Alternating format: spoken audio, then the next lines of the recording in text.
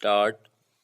उपकुलपति महोदय, जैसा कि आपने कहा, आपका विश्वविद्यालय नया है, लेकिन बंगाल में शिक्षा की परंपरा नई नहीं है। बंगाल हमारे देश के बौद्धिक पुनर्जागरण और राष्ट्रीय जागृति में सबसे आगे रहा है। राजा राम मोहन राय से लेकर, जो कि हमारे पहले आधुनिक पुरुष थे, और इस छोटे शहर को उनका नाम देकर ठीक किया गया है।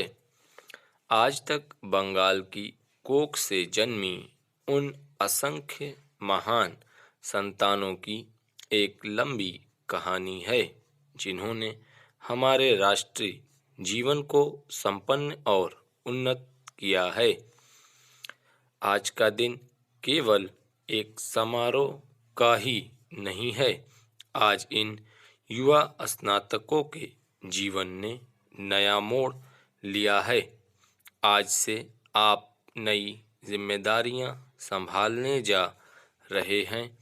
अभी तक आप दूसरों से कुछ प्राप्त कर रहे थे, आज से दूसरों को आपसे अपेक्षा होगी।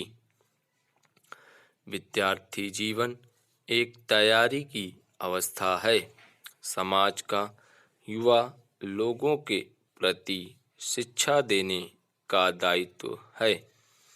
स्कूल और कॉलेज की शिक्षा समाप्त करने के बाद पढ़े लिखे नवयुवकों का समाज के प्रति एक कर्तव्य हो जाता है।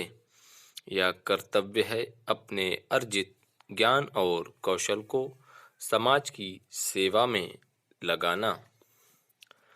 आधी शताब्दी पूर्व जब हमारे देश ने अपना स्वतंत्र जीवन आरंभ किया, तो जवाहरलाल नेहरू ने देश के नवयुवकों को नवभारत के निर्माण के अद्भुत साहसी कार्य में योग देने के लिए आमंत्रित किया था।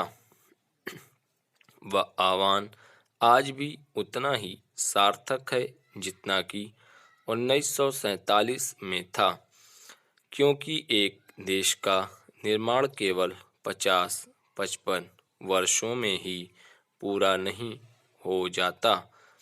आप जो आज के नवयुवक हैं, चाहे आपको स्वतंत्रता प्राप्ति के लिए काम करने का सौभाग्य प्राप्त नहीं हुआ, लेकिन स्वतंत्रता को मजबूत बनाने के प्रयास में हाथ बटा सकते हैं। अतः आप स्वयं को भी अग्रणी समझें। बहुत सा काम जो आप ही को करना है, पहले कभी नहीं हुआ। भारतवासियों के जीवन में सजीवता लाने से अधिक अद्भुत कार्य और क्या हो सकता है। कभी कभी अखबारों में नवयुवकों में फैले असंतोष, उनकी हड़तालें और अनशनें, सीधी कार्रवाई और झगड़ों की खबरें आती हैं। एक हद तक यह असंतोष युवकों की गतिशीलता का द्योतक है।